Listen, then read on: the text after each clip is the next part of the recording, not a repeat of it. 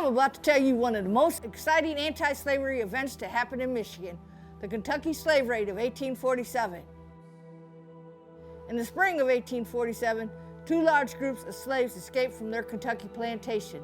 The first group was 22, the second group was 11, and it included Perry Sanford, and they made their way to Young's Prairie in Cass County, Michigan.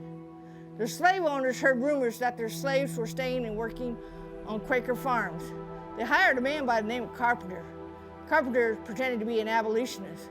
He went from Quaker farm to Quaker farm. I tell you what, those Quakers were real friendly. They invited me in. They fed me. They even left me stay in their homes. Once I found out what farms those slaves were staying at, I drew a map and I sent it back to Kentucky. In August of 1847, 13 slave catchers come into the area. They brought a tobacco wagon to haul their slaves in. They stopped just 2 miles south of Josiah Osborne's farm. They left their tobacco wagon there. They broke up into smaller groups. One group went to the Osborne farm, where there was a family of 5 staying in a cabin close to the Osborne's house. A mother, a father, a daughter, and 2 sons. The slave catchers break in. The mother and daughter escape out the window. The father and 2 sons are shackled. Josiah Osborne sends messengers out to his neighbors, and his neighbors come to his farm. The slave catchers are about to start heading south when they're surrounded, and they go from the Osborne farm to the Odell Mill in Vandalia. Another group, led by Reverend Stevens, went to the East farm, where there was a mother and her baby staying in one of the cabins, and she could hear them going from cabin to cabin. And she knew soon that they would be coming to her cabin. She escapes out the window. She runs, she hides in the woods. In her panic, she left her baby on the bed. Reverend Stevens breaks into the cabin. Oh, the woman, she got away. But then he spots the baby on the bed. I know how to get her back. He picks the baby up, he takes the baby outside, he makes the baby cry. The mother, hearing her baby cry, she comes out of hiding and he captures her. And they go to the Odell Mill. Henry Shepherd is a self-emancipated man. On his farm, a man named Merriman is staying. Merriman had been sick ever since he arrived. When the slave catchers break in, he tries to fight them, but they overpower him and capture him. On Zachariah Sugart's farm, in a cabin, William Casey, his wife, his daughter are staying. The slave catchers break in. Mrs. Casey escapes out the window. William Casey picks up a 3-legged stool, and he gives great battle. He strikes his young master a mighty powerful blow. His young master would die later on returning home to Kentucky. They overpower William Casey and beat him dreadfully. They capture him and his daughter.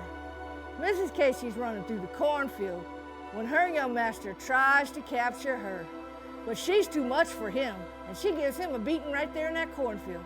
And she makes her way to Zachariah Sugart's house and alerts the family and goes back into hiding. On Stephen Bogue's farm in a cabin, Joe Sanford, his wife, his daughter, a man named Rube Stevens, and Perry Sanford are staying. At 4 o'clock in the morning, they hear a knock at the door. Joe goes, "Who's there?" A voice replies, "A friend." They all recognize the voice. It's the voice of Jack Graves, Joe's slave master. Jack starts pounding on the door and he's yelling, "Joe, Joe, let me in."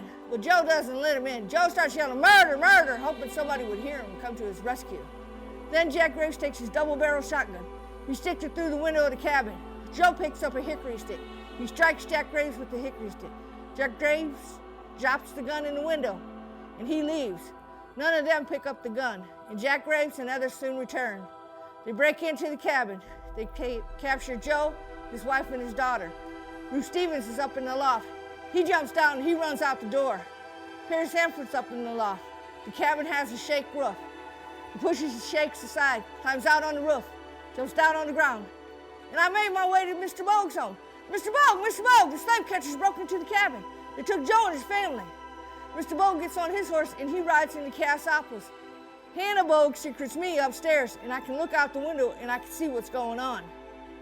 Ruth Stevens made it to William Jones's home. William Jones told the women that were there, "Women, go hide in the cellar."